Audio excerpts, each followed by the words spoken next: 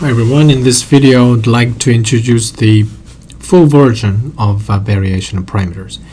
Yet I am considering this order 2 and order 3 as a full version, but you might agree after we go through this particular example, order 3, that explanation I provide for this m equals 3 case, it's pretty general enough so that you might understand what happens for m equals 4 and so on. Also notice that we're not looking at the operator with a constant coefficient. I put it here. This can be functions, and they still remain as linear.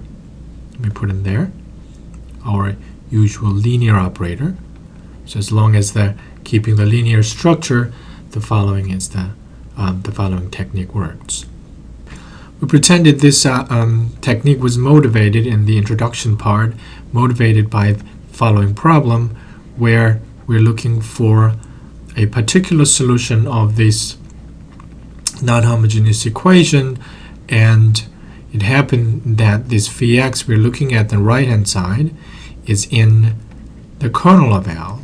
Then we knew that if you just try this one in here and nothing will come out, so you have to tweak this one so that this might survive and things like that. That was basically the content of the earlier video. From there, we introduced the method of variation of a parameter for linear first order operator case. So I think that was enough introduction. So we introduced this idea straight away using this m equals 3 case in here. So let me write them by EU, existence and uniqueness of these all standard form equations, linear or not, the kernel of L that we're looking at it at m equals 3. So let me write down it clearly here, m equals 3. I will explain about m equals 3 and we'll state the version for m equals 2 as well. Now by existence and uniqueness, our kernel L is generated by this 3 function, f1, f2, and f3, like this, because of that existence and uniqueness. And we know the collection of these 3 functions form a linearly independent, like this, linearly independent set of functions. So if you want to continue this type of example that I mentioned here, we want to focus on the example, the non-homogeneous equation where this phi part is an element in that shape. But it turns out, like I showed that in the case of m equals 1, it doesn't matter what's in the right-hand side. The idea gave us a slightly different way of approaching solving this equation. So here's one way to motivate it. So here it is. We want to figure out the solution y such that no matter what, whether is this Vx is in the kernel or not, we want to formulate this one in terms of the kernel. That's what happened with the first order. And their idea is that they want to find this coefficient function v3. Let me move this one a little bit. Alright, like this, in terms of f1, f2, and f3, where these v1 and v2 and v3, as you know, not constant. These are functions. Alright, there's a big difference. If these are just a constant, you know everything that looks like this is supposed to be 0 in here, because these are not constants. It's going to be something else. Of course, they realized we had to play like this. After they try just one term like this and one term like that, they realize that it's not going to work easily, so they have to play with this 3 function. So I'd like to label it at this stage. We have kind of 3 unknown function. So like this, I label it like this. We have 3 unknown functions to play with, and it's like 3 unknown constant. So if you write down 3 conditions, you usually run out. That's how much the freedom you have. So at the end, we're going to equate with, in terms of, these are the unknown functions. We're going to set it to phi at some points, that counts it as a one condition. So that gives us two more conditions to play with, like this. And the main idea is we're going to use these two more conditions in a way when we expand this operator using this expression here, we're going to try to simplify this one as much as you can. We have with these two more freedoms we have in here, and that's the main things to follow this idea. It is not that we're looking for some exact solution, although that is really the exact solution here. This idea kind of laid down in this green color here help us to follow this idea behind this method. All right, first let me introduce this notation to handle this thing. So rather than writing down the same shape over and over, we're going to use the sigma notation. So it actually, we're going to use k going from 1 to 3 and vk and fk. Right, that's exactly the sigma notation, really exactly represent like that. And we'll be always using the sigma in this part like that, so I will just abbreviate it like this and not writing down k going from 1 to 3. It's always like that. And these are functions of f. Now here I'm pointing this operator equation again. So we're going to apply that sigma function down here to this operator in here and to expand and simplify as much as you can. All right, so we're going to first compute the third derivative, and actually I'm going to go from here and realize that that's the order that help us to understand where to pull this two more condition in here. So we're going to first look at the first derivative and second derivative and third derivative like this in that order. So we're back here. So here's the first derivative of that function. So I'm going to write it down, vk and fk. So we're about to apply that sum of 3 function to that operator L, and this is one thing we want to compute. So this is linearity of D. If you think about it, if you apply the derivative, not L, the derivative to this one, of course, is the derivative of this one plus derivative of that one plus derivative of that one. That was usually in our calculus course introduced as a sum and difference rule. In a fancy language, D is a linear operator over operator, therefore it actually goes inside. Turn it off. Goes inside of VKFK like this. To differentiate first and add later, it's the same as add first and differentiate later. That's a sum rule. So that's a product rule, so I'm going to write it like this, VK prime FK plus VK FK prime. That's the derivative of these two product of two functions, simply the product rule. That's it. That's all we're going to get in here in the first derivative. Second derivative, and this is where the trick kicks in. So I'm going to write down expression here. Of course, the second derivative is a derivative of the first derivative, so I'm going to write it like this. Derivative of the first derivative resulted is here, so I'm going to write it like this. And VK, erase it. VK prime FK plus VK FK prime. I forgot to put a k in there. Of course, we can differentiate this term and that term, so you will, by the product rule, it'll generate the two terms here. It'll generate two terms, and there, that's where this Pascal's triangle number kicks in and everything. But here's where to use this two more condition here, such that the derivative of the second derivative terms is not as complicated as is usual. So by setting one of this term equal to 0, you can get a lot smaller or fewer terms in our derivatives, and that's that important trick and idea. So again, it's going to be which some of the terms is going to be set to 0. So when you differentiate one more time, you don't have to differentiate that 0 part. It's just a 0, so you only differentiate this one or that one. So they decided to set this one equal to 0. One of the main reasons is that if you set this one equal to 0, you end up at differentiating this one. That will result in a higher order derivative of VK, which is our one of those three unknown functions. So if I set this one equal to 0, you only have a first order derivative appearing in here. They thought it's better. You don't want to enter 3 unknown function of another differential high order differential equation. So that's where that condition kicks in. So we're going to kind of collect that condition. So far we have no condition used yet. We anticipated that at the end there will be this one condition for v kicks in. So right now I'm going to collect on one condition here, that the first derivative vk multiplied by fk, the sum, the sum, is not set equal to 0, but is identically 0. Identically, as a function, this becomes 0. You're not setting this one equal to 0, solve for x anything. This function is identically 0. They cancel each other out, because for all x is always 0. So there's one condition. If we have that, next part of derivative is simple.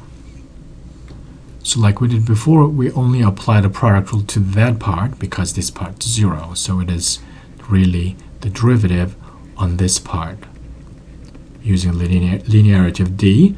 So by product rule, that would be sum of vk prime fk prime plus vk fk double prime. All right?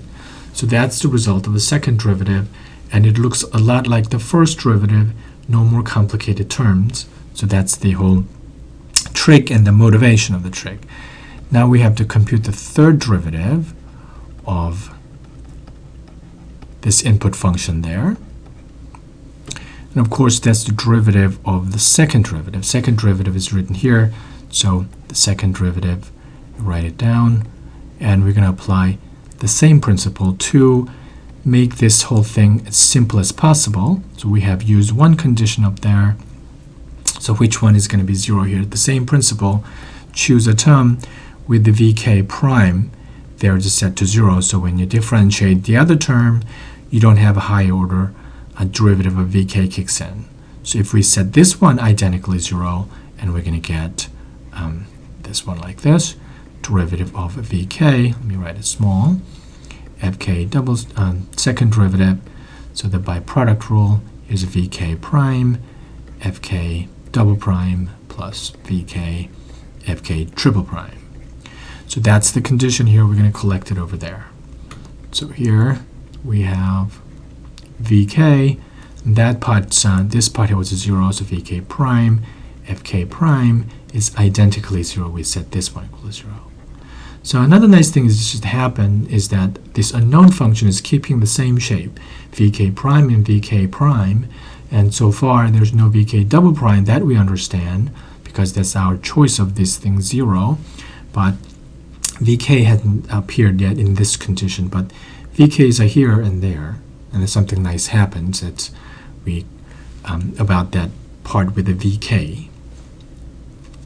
So far, these are the two conditions that help us to keep this derivative fairly simple as the first order.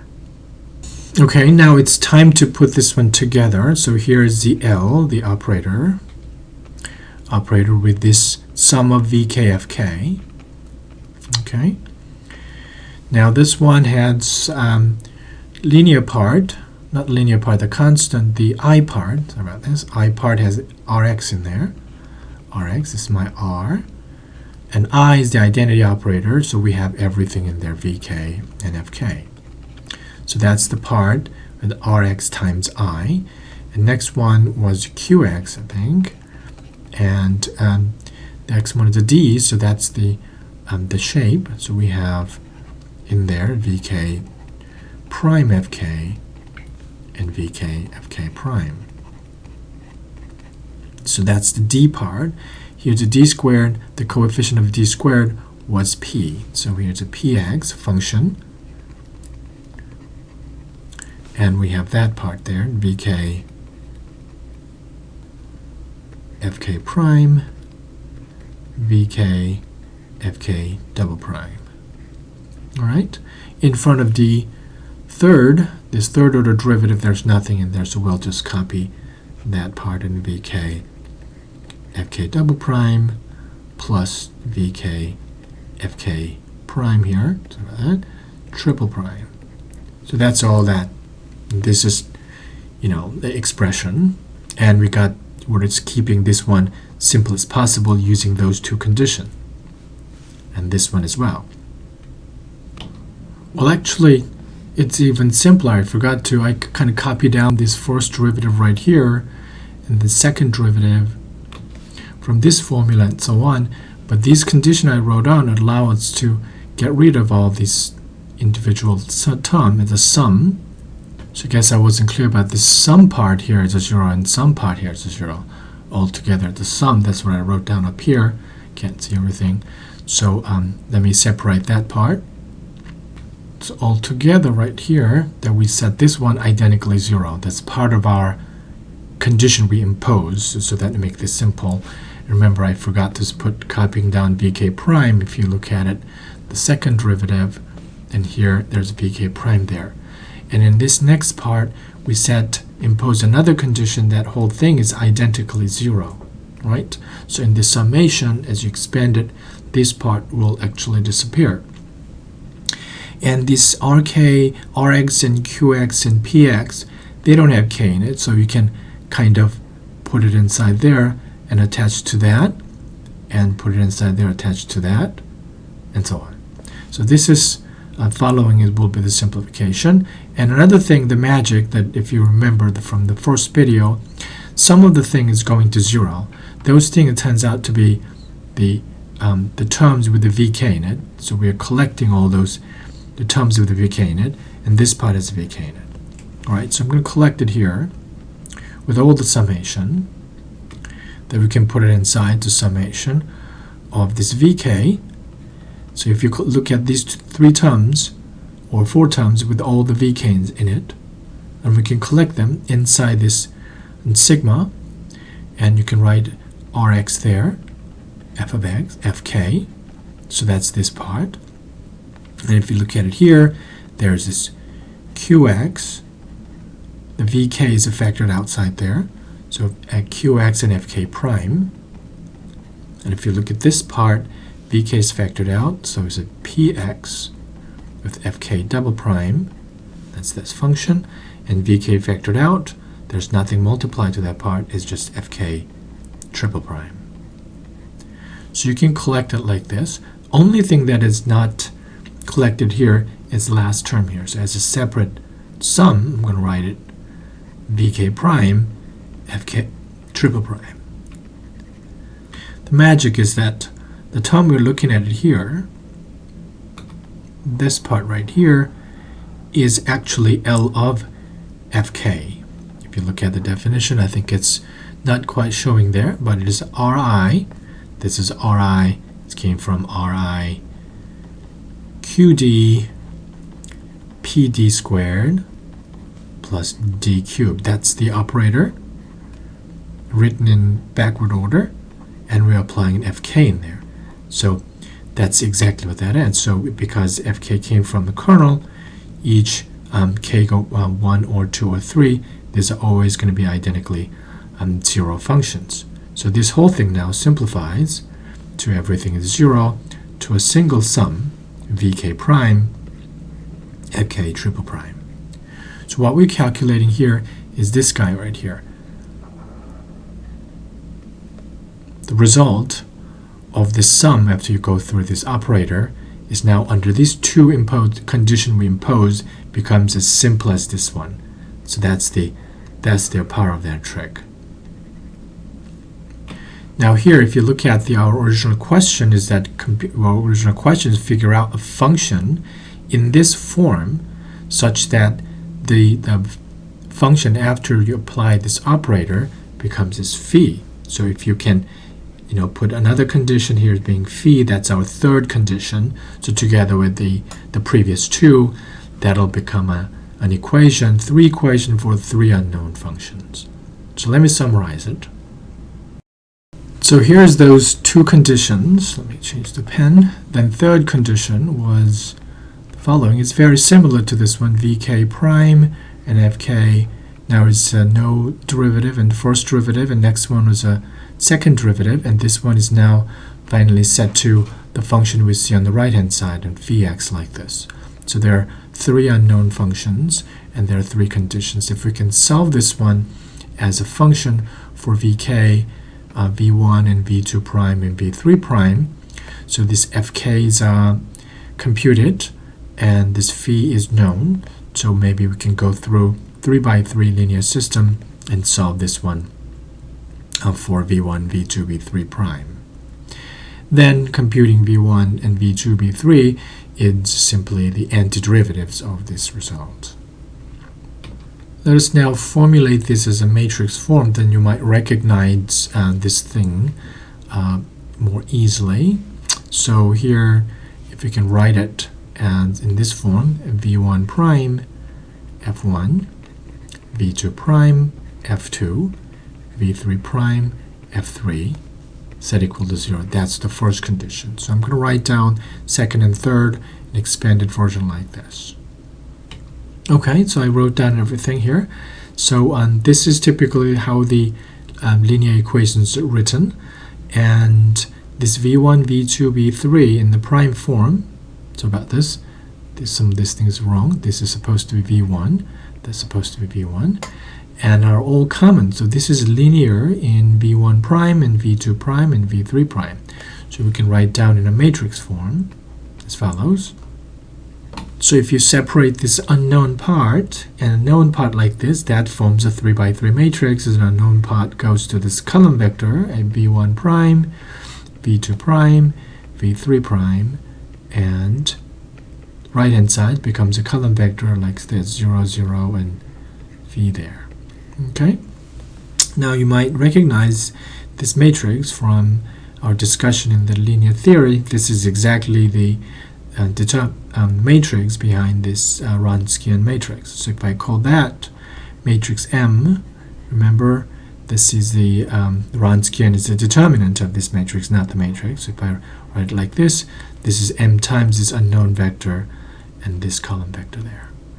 Okay, so if you can solve this one, and you're almost done, just put this indefinite symbol in there, and that's the solutions.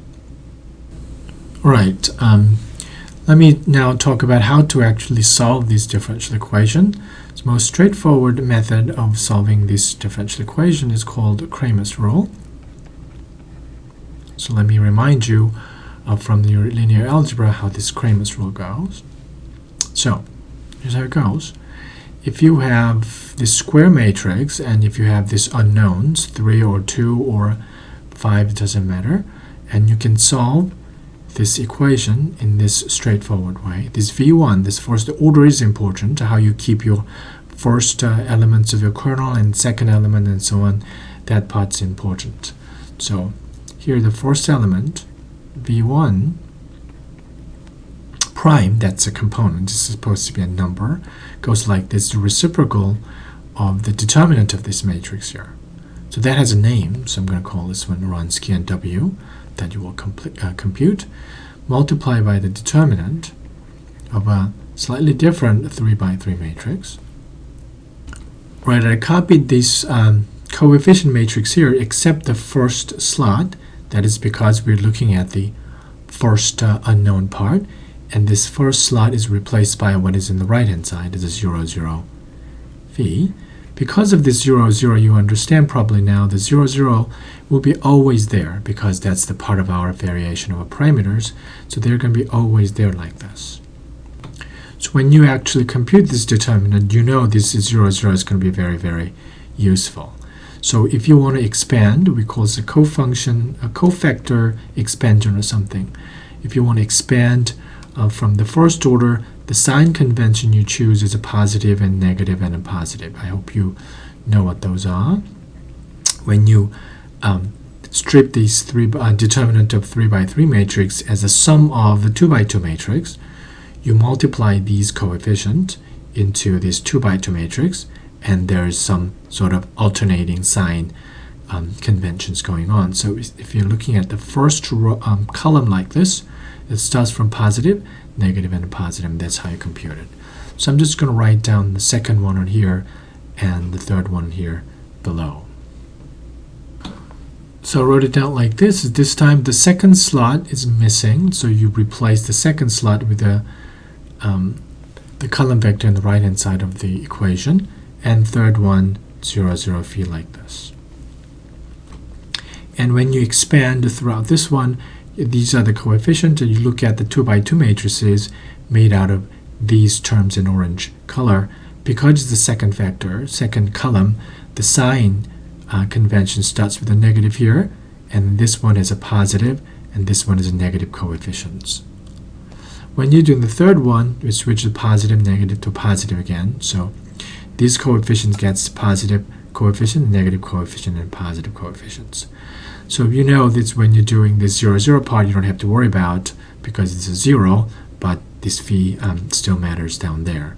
So these are the coefficient just multiplied in front of 2 by 2 matrix that you obtain by removing these columns and the rows throughout this column in here and there. So that's how you're going to calculate this V1 and V2 and V3 prime. From there, of course, and once you figure it out, V1 is going to be the antiderivative of that thing that you have calculated, and V2 and V3 exactly in the same fashion like this, antiderivative of the function you have calculated here explicitly. One question I did not address it here is that when you before you apply the Cramer's rule, it requires this determinant being a non-zero. Although we're doing this everything in terms of functions here, you can, in terms of function, you can look at this as a for each value of x. For each value of x, we are solving this equation, and so that you get these numbers every time. So if this is going to be possible, every time the determinant you have it here has a non-zero value. That's what this Cramer's rule requires. When that is guaranteed, then what you're doing makes perfect sense because of the determinant of that matrix appeared in the denominator. That's why the Cramer's rule require the non-zero property of this coefficient matrix. And here, stronger conditions required. Not only just it is non-zero, it has to be non-zero for every value of x. So that was stated as a, Wronskian being a never zero. I think that was the phrase we use, never zero for all x.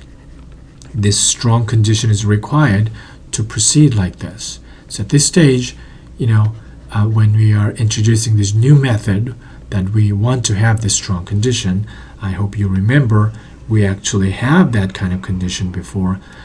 It was the theorem that I introduced about the Wronskian, that if this f1, f2, f3 came from the solution of homogeneous equations and they're linearly independent, which is part of our choices there, then we, by theorem, we have this result.